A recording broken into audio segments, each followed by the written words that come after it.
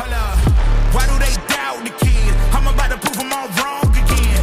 I got a low tolerance, cause they don't even know what the problem is. It's me. You waiting on the boy to fail, then hold your breath and face your death. Cause you play a roulette with each step. I progress, no less. Go ahead and place your bet. Welcome back, y'all. This is the Double M Sports Podcast. I'm your host, Jesus Dinero, here with my co-host, Puma El Gato. What do we got going on tonight, my man? It's the fight that everybody was talking about, UFC 327, Curtis Blaydes versus Josh Hokit. Let's talk about it. Listen, I'm not gonna lie, I'm annoyed, y'all. I'm annoyed. I'm annoyed because everybody has been talking about this Hokit and Blaydes fight like it's the fight of the century. And I think every single one of you that's making that point is dumb as hell. I'm gonna quote you what MMAGuru said about this fight. I'm not exaggerating. That may have been the greatest fight of all time. Blaydes versus Hokit was the craziest brawl I've ever watched in my life. Hokit took in on damage, but this could go either way. Insane brawl. The greatest fight of all time. The greatest fight of all time. We've had bloody fights like Bigfoot versus Kane. Bigfoot versus Brock Lesnar. Brock Lesnar versus a bunch of the people that he fought versus Alistair Overeem. All of these different fights, and that was the best ever. I'm not exaggerating. If you truly believe that disgusting of a performance by an aging, old legend, old guy Blaydes that was clearly slow and they were both tired by the second round, and you think to yourself, that was the greatest fight of all time, I'm not gonna lie to you, man. You might be retarded. I'm gonna be honest with you guys. You might be a little dumb. Listen, I wanted Blaydes to win. I'm gonna put that out there right from the beginning. So some people might be thinking I'm eating sour grapes here.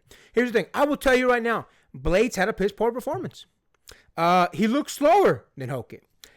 He looked by the second round. He looked gassed. He looked like it was beyond him to really respond. Whenever he threw anything, no mustard behind it, no real power behind it.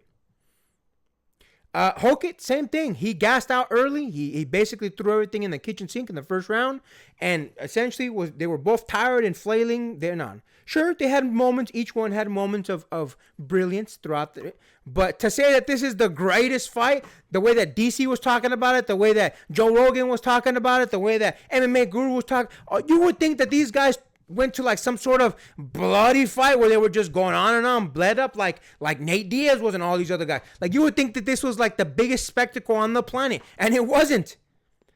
Hokit fought a guy that's now an old fighter who has not been in the top of the heavyweight division and God knows how long, who hasn't been really super relevant in those circles like that, like as a top contender in many, many years. And he gassed out very early on. Sure, he had moments of brilliance. I will absolutely give him that. Just like Blaydes had moments of brilliance. But the way that everybody's talking about it annoys me because everyone talks about it like this is just the greatest fight ever. And listen, there some context. I understand that the fight before it with Reyes and Johnny Walker, I understand that fight was boring. I get it. I completely understand. But you guys, man, if you truly believe that this is one of the greatest fights ever, you're casuals. I gotta say it, you're casuals. There's no way, bro. There's no way that some of y'all are really making the argument that this was the greatest fight ever. And listen, my feelings towards Hokit aside, bro, it just think of all the fights you've ever seen in MMA, man. I don't even think that this was as good a fight as Alexa Grasso. I think her fight looked better than this fight. There's no way that you guys are truly thinking that this fight was all that. Again, it cleansed the palate, as my friend here like to say, because the fight before it was boring. Fair enough, my friends. Fair enough. The fight before it was absolutely boring. No real action, nothing real said. The winner by the sliver of his teeth he won. I understand that. But you guys are, man, casual as takes. Think of all the phenomenal fights that we've had, and this is the greatest. The DCs and the John Jones fights. Think of all the fights that Mighty Mouse has had. The phenomenal fucking suplex to armbar. Think of all those. And this is insane, bro. People like MMAGuru shouldn't be allowed to talk, bro. That's insane how stupid that this argument is that people are making. What do you think about that?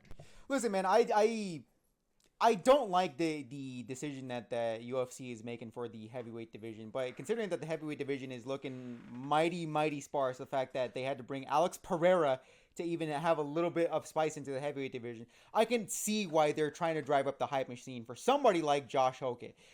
And keep in mind, Josh Hokit, the entire week of the press week for UFC, most of the attention was derived entirely on him, with some of it being thrown to Yuri Prohaska's way in line for the title fight. So I can understand to an extent why they're trying to hype this up as much as it is. And granted, I thought the match was fine. It was definitely fun. Was it some of the greatest matches I've ever seen? I'm not exactly falling for that propaganda machine. I do think it is a propaganda machine, and they're trying to prop up Josh Hokit because, again, it's the heavyweight division looking pretty sparse, and the fact that he got a unanimous decision over a rank 6 heavyweight title, a rank 6 in the heavyweight division in Curtis Blaydes. I do think they're trying to strap a rocket to Josh Hokit and hopefully see if anything works out, because the heavyweight division is looking incredibly sparse at the moment. As far as Josh Hokit himself and his performance, again, there were flash in the pans of brilliance, like he said over here. But other than that, the head movement was looking great. It was, again, most of the fight that he had against Curtis Blaydes was really just a war of attrition. And I understand to an extent that can be kind of fun, but there's not really any sort of like technical prowess. It's just too.